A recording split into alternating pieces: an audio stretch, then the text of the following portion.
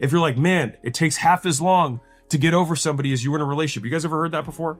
Why can't I get broken up with today and be better immediately? Why not? Like, what stops me? What rule of physics prevents me from behaving in a certain way?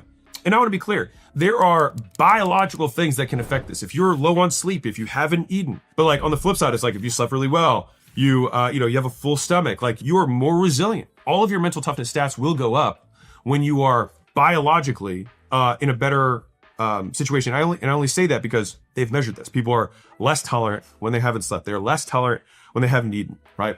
And so I don't want to say that these things happen in a vacuum. Absolutely not.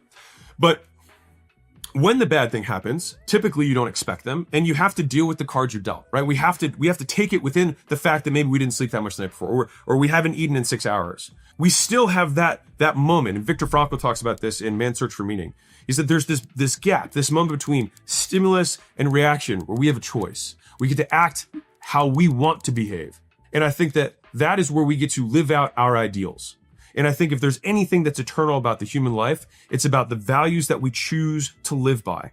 And as someone who recently wrote a eulogy about this, I find it interesting when I think about what things we use to describe other human beings at the end of their life to summarize everything that happened. And what's very interesting to me is that the accomplishments that the person goes through is about 1 to 2 sentences. No one cares. No one cares if you were the richest man in Babylon. No one cares if you built a bunch of skyscrapers. No one cares if you invented some new social media app. And what I did find that was interesting is that there was 2 things that persistently come up as the things that people talk about, which is number 1, service.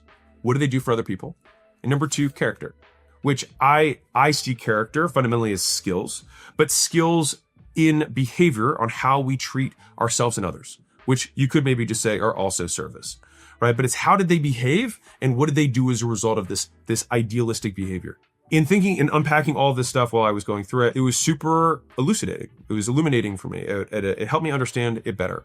I write to understand. Trying to take what you have in your head and write it out will show you how many gaps you have in your thinking. It forces you to learn because there's no hiding from the words on a paper. This was super, super valuable. I told Layla, I sent her the thing that I wrote about this.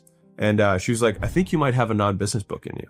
So if you guys would like a non-business book, let me know because I haven't started what my next book's going to be. I'm having an increasingly difficult time separating out some of these, I would say, behavior sets, interpersonal skills, self skills from it because so many things in business rely on you having this. You could have the best business strategy in the world, but if you have low tolerance, if you have low fortitude, if you have low resilience, if you have low adaptability, you will fail. It doesn't matter. And what I find interesting about